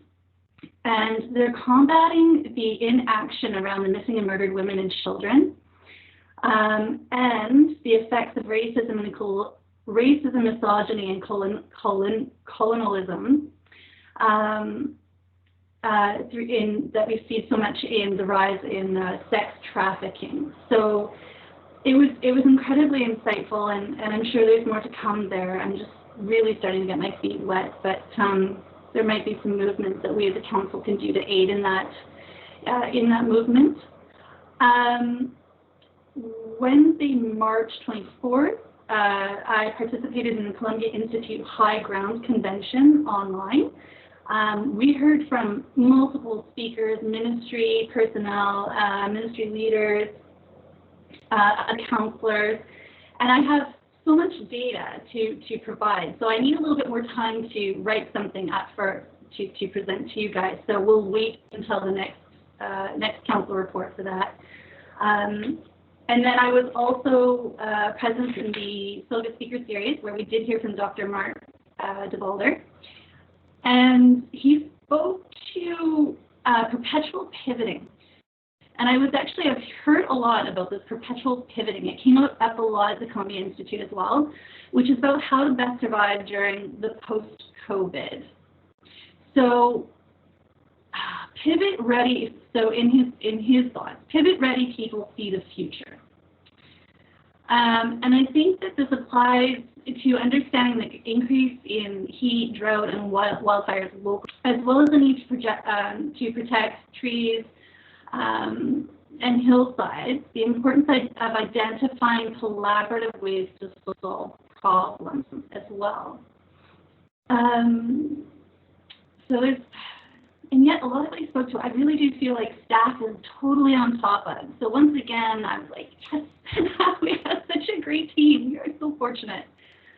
And then March 26th, again, participated in the Columbia Institute High Ground Convention. And they spoke to being able to see trends as they begin to happen and plan to meet for those needs. And those would be including climate change, globalization, and virtual meetings as some examples. And I think that's worthy of some consideration later on down the road for council. And then March 31st, March 27th I was also present at was the third and final day for the Columbia Institute High Ground Convention. So once again, more information coming to you guys next meeting. March 31st was also present at the SOGA Speaker Series, where we heard from Ravi Pillone, the Minister of Jobs and Economic Recovery and Innovation. And you know what, I think I might have mixed these up. I believe this was him. There have been so many.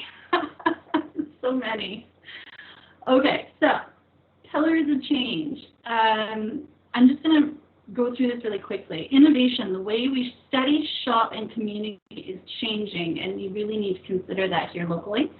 Sustainability, so climate change, so we're looking at clean, renewable energies.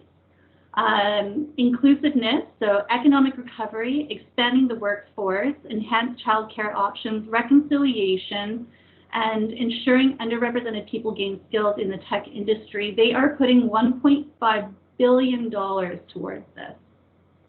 So that's something to note for sure. And also there's a Stronger BC grant for businesses, which help businesses recover without taking on more debt.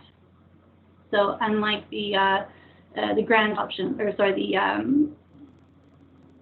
unlike some of the other options provided, this one doesn't require debt to be taken on. So I thought that was rather exciting. And that's it for me. Thank you, Councillor Howe. We'll move to Councillor Hoppel. Thank you. So on March 15th, I attended the Committee of the Whole and then the closed council meeting. March 24th, I was the SLRD alternate. So that was an interesting meeting. I looked at the agenda, 1,000 pages, shockingly huge. I spent a lot of time reading that. Lots of that was on financials, so I directed more of my questions there, but no, actually it was really good. But there's some definitely interesting things that are happening in that corridor. So this was just kind of, it was crazy. So Britannia, they made a proposal to build a south face community with apartments, housing, parks, trails, small business, and all of that is to be built around a surf park. Okay, so I'd never even heard of a surf park.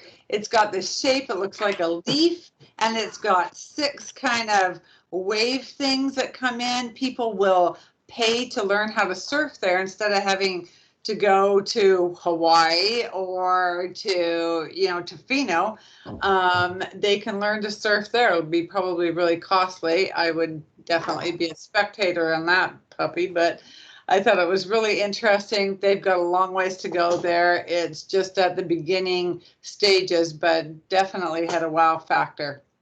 I was going to talk about Pitch-In Week, but that was covered nicely by Patty. I did learn that in 2018, a resolution was submitted to add basic dental care to MSP. I was unaware of that. It was passed at LMLGA and at UBCM. It was endorsed, but nothing really happened with that. So SLRD, they're going to be asking that the Ministry of Health commit to add basic dental care to MSP coverage right away as soon as possible. So that was really good, I thought. Also, Director Sal Demare, he's looking to get rest stops put on Road 40 and the Hurley with washrooms. So I thought that was a really interesting thing and definitely well needed. March 25th, I was the acting mayor for the Mayor's Vaccine Roundtable. So information changing so fast. So I'll just go with the Lillooet is holding a blanket vaccination for everybody that wants to be vaccinated, regardless of age. It will be held April 19th to the 23rd at the Rec Center. So you can call for an appointment. That number is 1-877-740-7747. And you just continue through the prompts to speak with the booking clerk, and it's just online booking. And that's it for me. Thank you. Thank you, Councillor Hoppel. Before I move on to mine, we'll go back to Councillor Wiebe. Did you have mine just went blank. Notice of motion to bring forth. Yes, through the mayor. I apologize. I got so excited about Jane being on our council meeting that I forgot to. I would like to make a notice of motion for the April 19th meeting to have a discussion and hopefully council support to do a graffiti board down at the skate park. I will be bringing forward the pros of having it within the park and how we'll monitor it and this, that, and the other. So that's my notice. Thank you. Thank you, Councillor Wiebe. Okay, we'll move on to report from the mayor. And before I get started, I see that Jane is in the public room there. And similar, Jane, to Ms. Weston, obviously we have a concern and a support for the betterment of our community, especially when it comes to litter and the basic care for the environment. I think that if you are I know you were there, if you would come on in the public question period, possibly we could have Mr. Taylor get permission from you to use that video, and we can put it on our website in order to promote that the rest of the community gets involved. I will caution, however, that there's certain areas, and I think that's something that our staff will work with those that want to volunteer for the cleanup from the health and safety perspective. So thank you, Jane. Thank you, Miss Weston. And hopefully, Jane, you'll come on in public question period and we can carry it further from there. On March 16th, discussions with the local RCMP, just general discussions in terms of how we see the community going.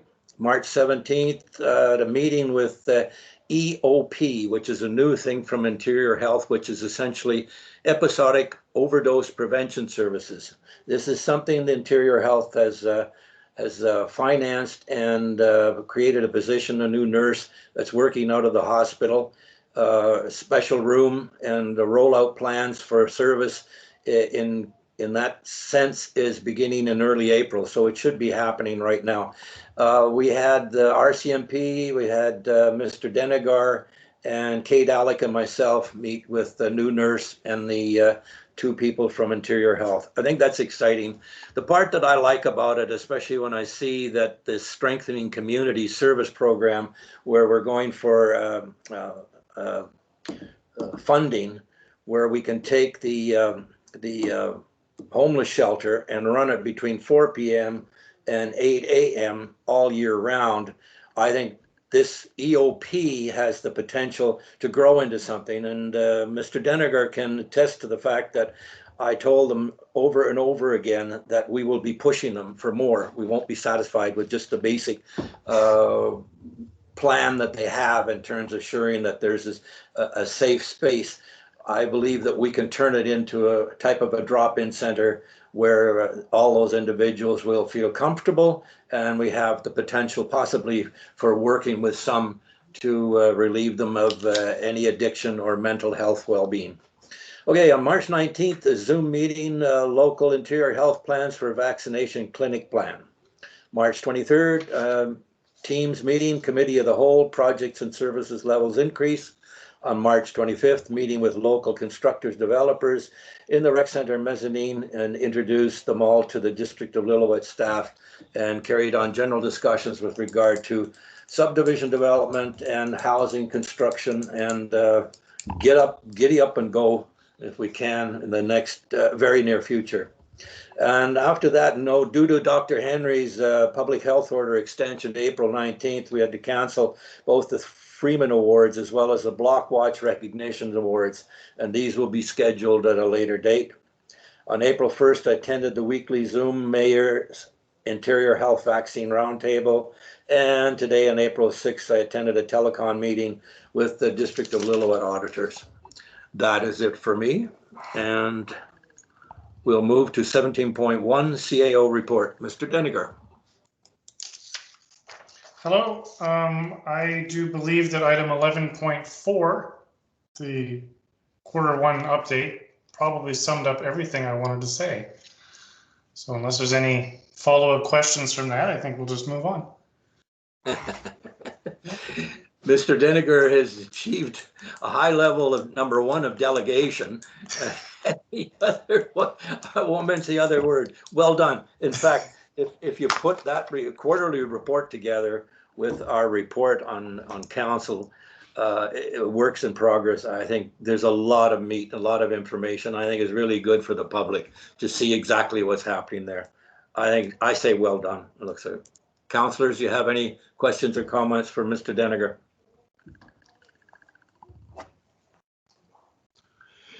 Okay, there being none, we'll move on to 19.1. The meeting is open to questions from the media and public. Mr. Taylor. Thank you, Mr. Mayor. If there are any members of the public who wish to speak at this point, please turn on your cameras.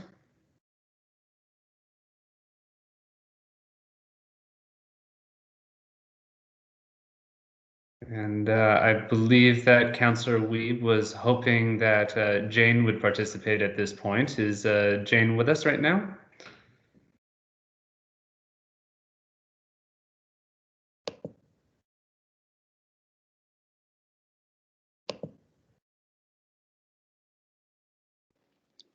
Say hello. Hi.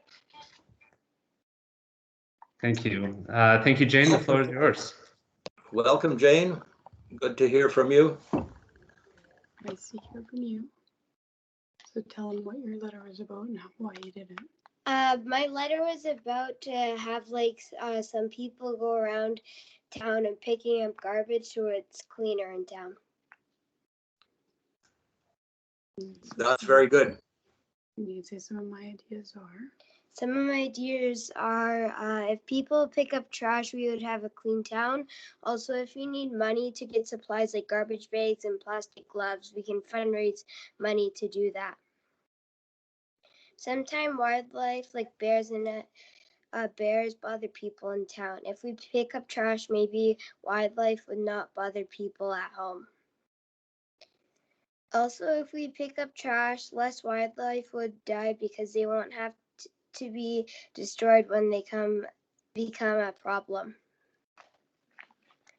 If people are not interested in helping keep our town clean, I can put up posters so they will know where to put the trash. Along with that, if everyone says they are too busy, we can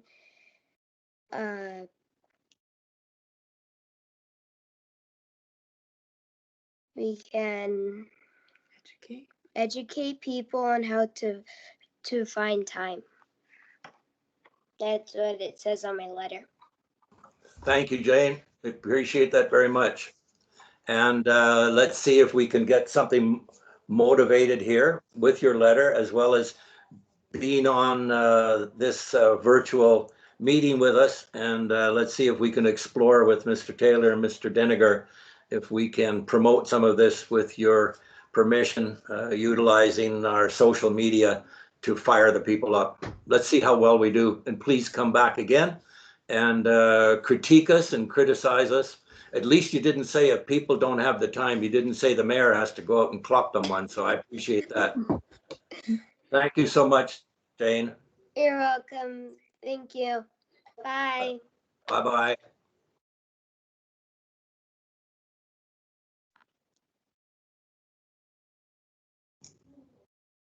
Okay, Mr. Taylor, is there anybody else?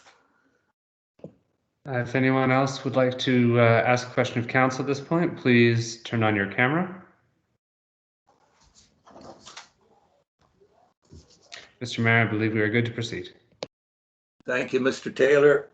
Okay, we'll now move to 20.1. I require a resolution that the meeting of the District of Lillooet Council be closed to the public pursuant to the Community Charter Provisions, Section 91K, negotiations and related discussions respecting the proposed provision of a municipal service that are at their preliminary stages, and that in the view of the council could reasonably be expected to harm the interests of the municipality if they were to be held in public. Who will so move?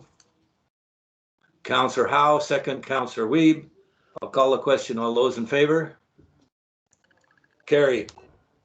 Thank you. We will now move to closed session. Do I have to adjourn? I don't adjourn it yet, do I, Mr. Taylor? No, Mr. Mayor, you can adjourn the meeting at the conclusion of the closed session. Thank you.